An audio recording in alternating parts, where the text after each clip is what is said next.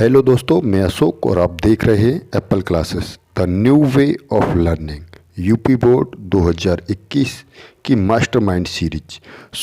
आज से हम साइंस की भी मास्टरमाइंड सीरीज शुरू कर रहे हैं जो आपके एग्ज़ाम में काफ़ी इम्पोर्टेंट साबित हो सकती है। तो चलिए हम शुरू करते हैं आज की इस सीरीज को। आज की इस सीरीज को हम अध्याय 11 से मानव नेत्र और रंग बिरंगा संसार से शुरू करेंगे।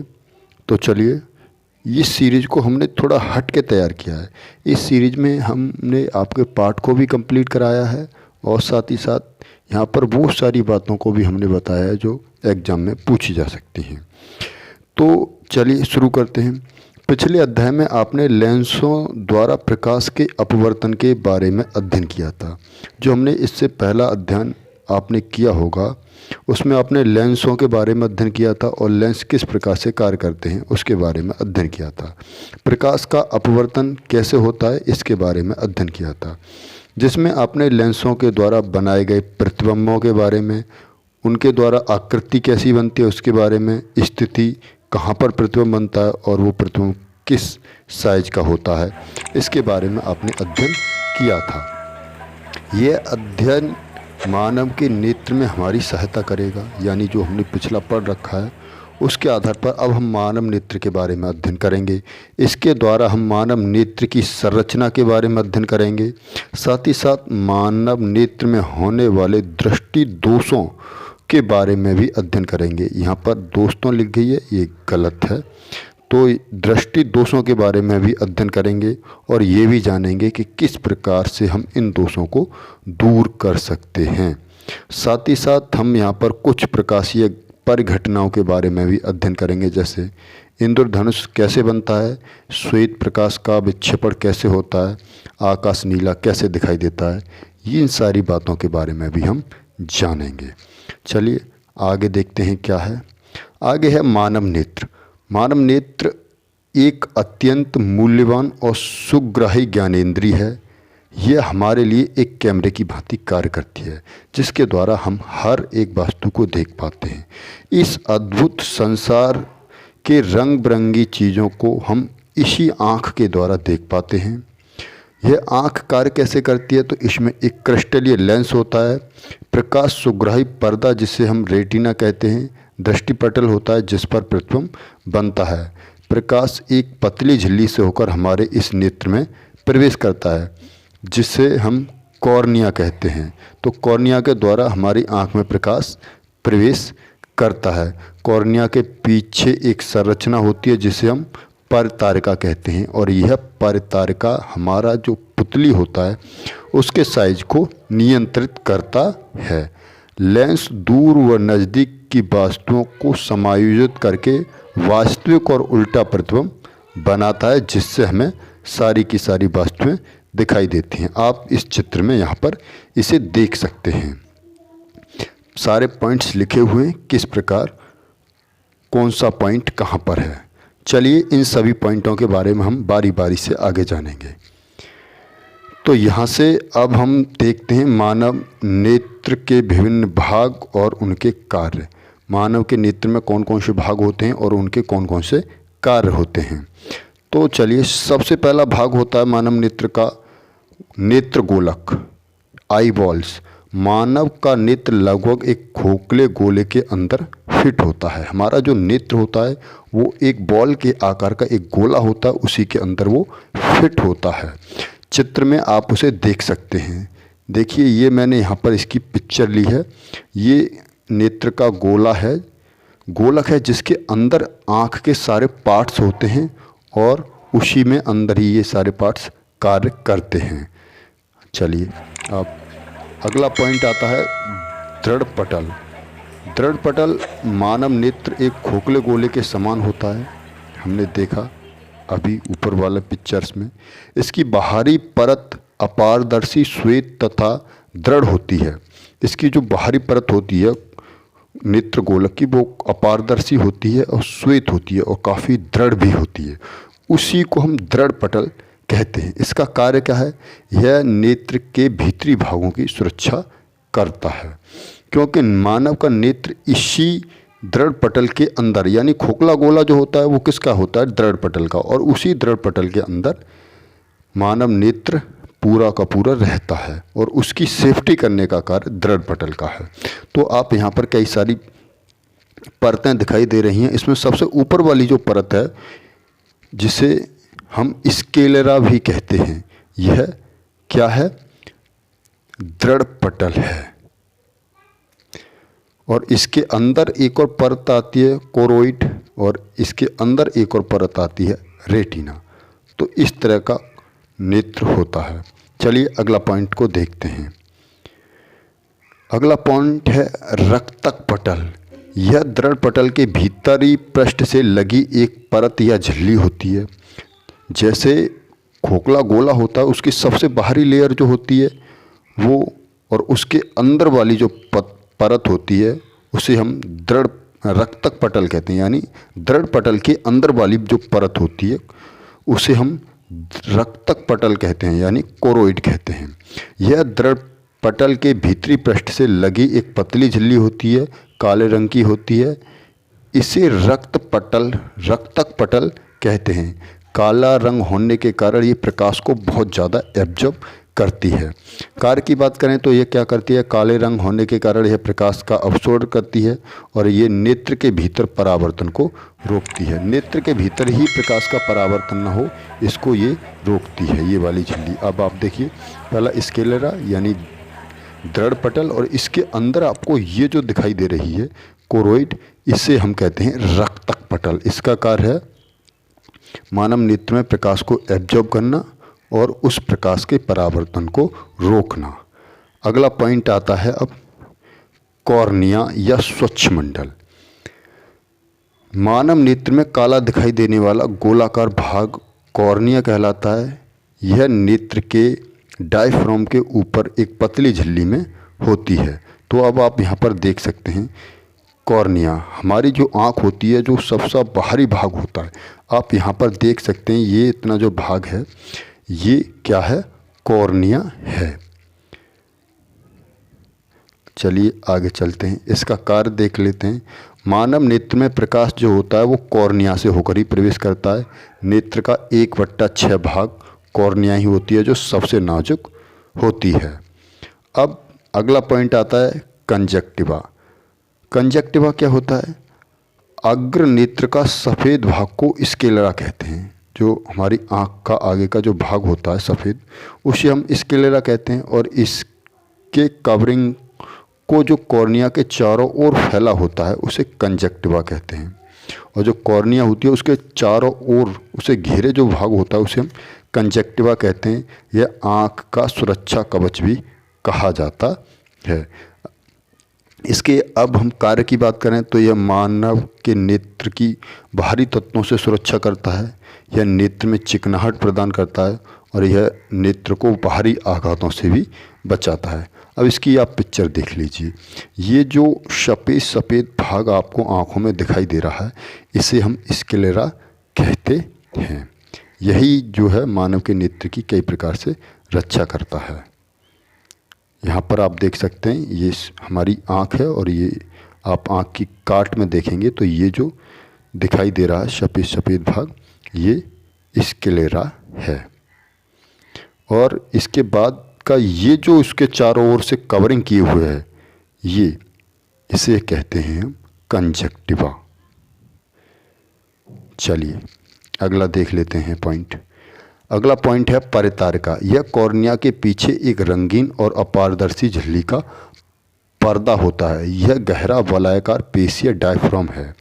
हमारी अभी हमने देखा कि हमारी जो आँख है और उसके जो बाहर वाला कॉर्निया है उसके अंदर की तरफ पीछे की तरफ एक रंगीन और अपारदर्शी झिल्ली का एक पर्दा होता है जो गोलाकार होता है।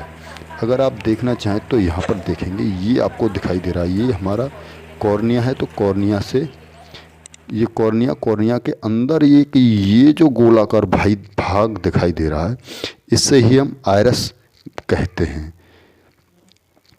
तो ये आइरस है, इसे ही हम आइरस कहते हैं।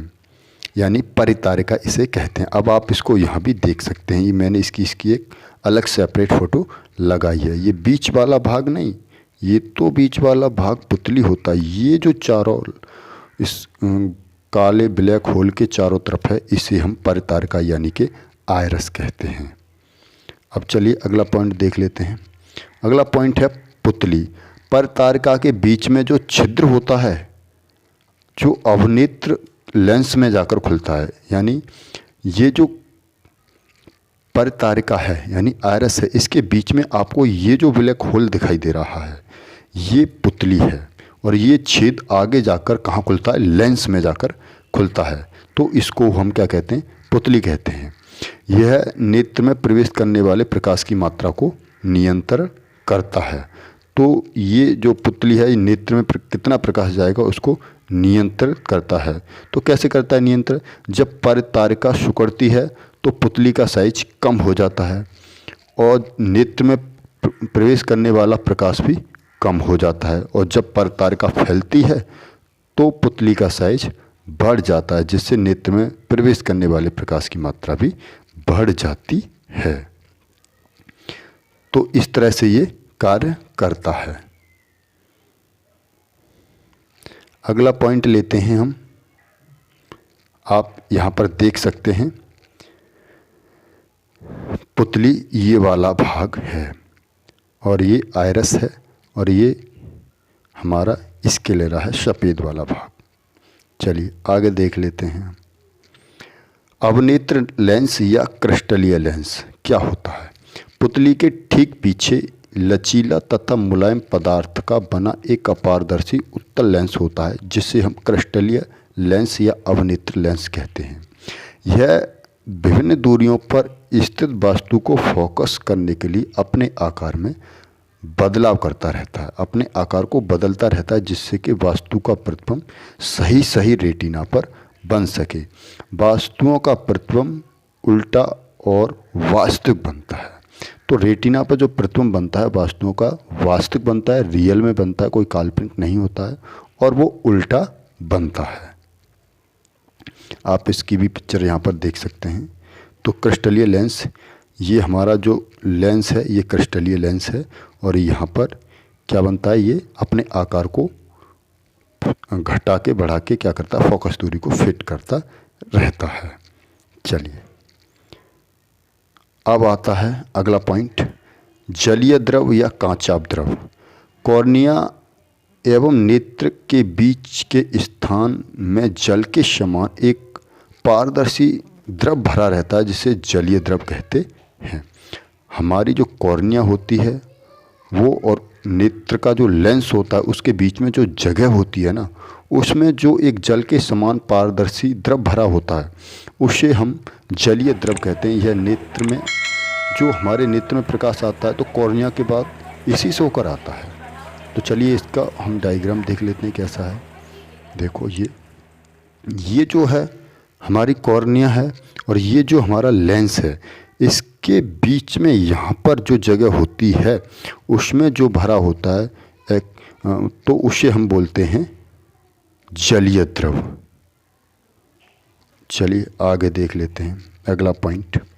नेत्र लेंस के पीछे दृष्टिपटल तक के स्थान में एक गाढ़ा पारदर्शी और उच्च अपवर्तनांक वाला एक द्रव भरा रहता है, जिसे हम कांचा द्रव कहते हैं। ये हमारा लेंस और ये हमारा दृष्टिपटल। तो इस बीच में जितना भी द्रव भरा रहता है उसे हम कांचा द्रव कहते हैं। इसका कार्य की बात करें तो यह नेत्र गोलक को आकार प्रदान करता है, क्योंकि इसमें जो द्रव भरा होता है वो इसे भरा रहता है तो इस गोले को गोलाकार बनाए रहता है। या और रेटिना तक पहुंचने वाला प्रकाश जो होता है वो इसी से होकर गुजरता है। इसकी भी पिक्चर देख लीजिए और अच्छे से। तो ये हमारा नेत्र लेंस है, ये हमारा दृष्टिपटल है और इस बीच में जितना भी द्रवीय पदार्थ भरा होता है उसको हम कांचा द्रव कहते हैं, विट्रियस ह्यूमर कहते हैं। तो यहाँ से जो लेंस से जो प्रकाश चलता है रेटिना की तरफ तो इसी से होकर चलता है और ये जो गोला बना हुआ रहता है तो ये इसी के कारण रहता है। चलिए अगला पॉइंट देख लेते हैं। अगला पॉइंट क्या है? अगला पॉइंट है रेटिना।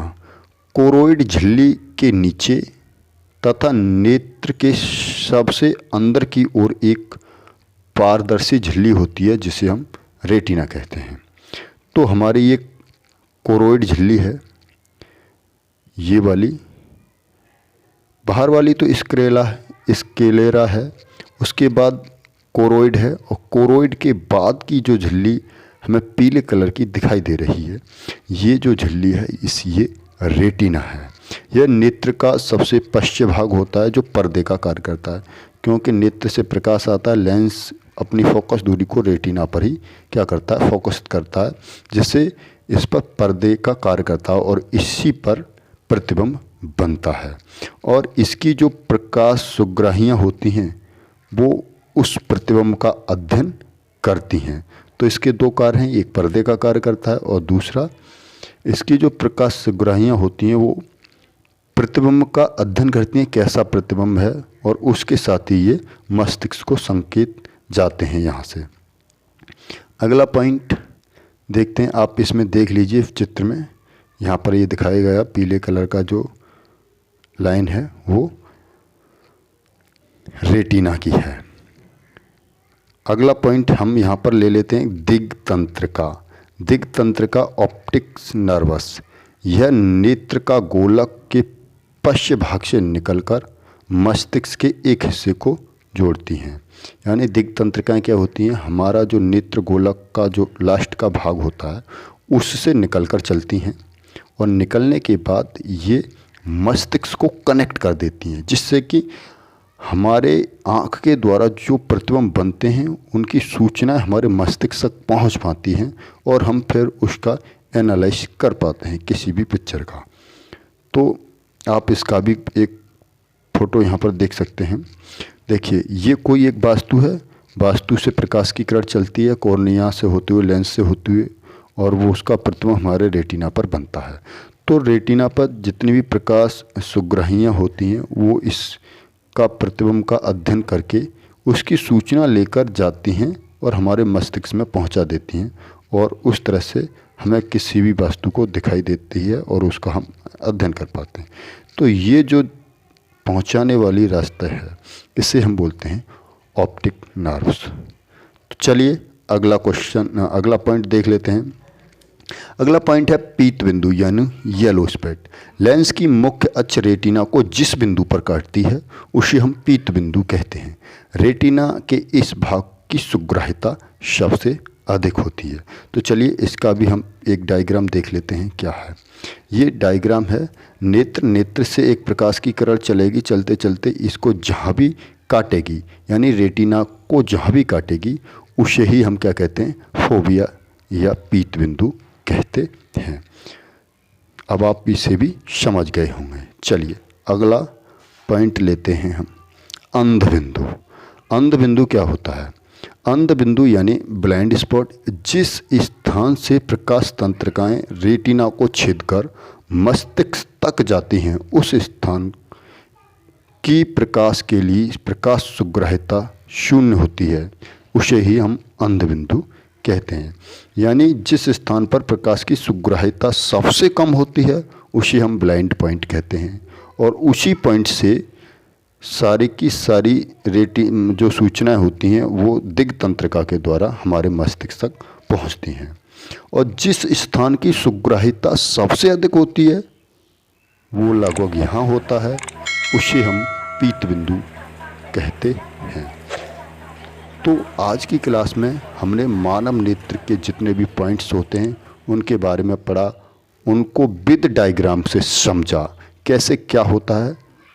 सो फ्रेंड्स, हमारी अगर ये क्लास आपको अच्छी लगी है तो हमारे चैनल को सब्सक्राइब करें, वीडियो को लाइक करें और नोटिफिकेशन को ऑन करें, जिससे कि हमारी ऐसी ही क्लास आपको मिलती रहें। सो थैंक यू, धन्यवाद।